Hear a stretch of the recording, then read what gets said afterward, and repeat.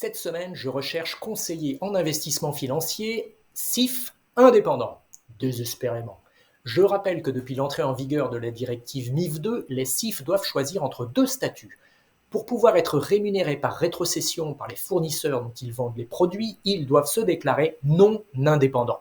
Ceux qui veulent n'être rémunérés que par leurs clients afin de pouvoir les conseiller en minimisant les conflits d'intérêts doivent opter pour le statut d'indépendant.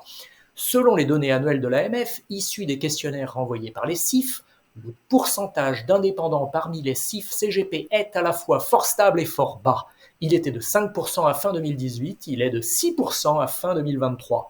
Pis encore, il est impossible de rechercher un SIF en fonction de son statut déclaré indépendant ou non indépendant.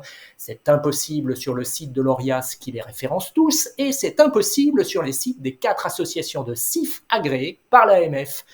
Pourquoi diable n'est-il pas possible de rechercher un SIF en fonction d'un critère aussi essentiel que celui de la façon dont il a choisi d'être rémunéré ? Dans le H2O Gate, je continue de recevoir les communications des assureurs sur l'offre de rachat au rabais et inégalitaire des fonds cantonnés par H2OAM.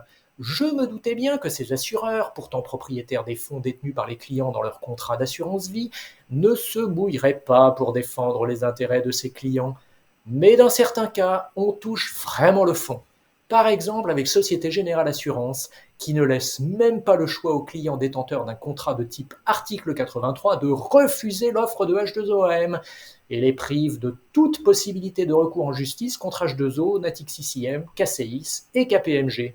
Je rappelle que la perte des personnes exposées au fonds cantonné H2O pourrait dépasser 1,1 milliard d'euros.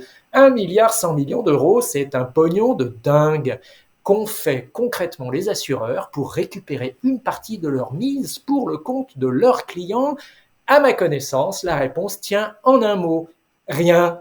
Pendant que la place financière française sombre dans l'indignité avec le H2O Gate, la gestion indicielle poursuit son inexorable progression.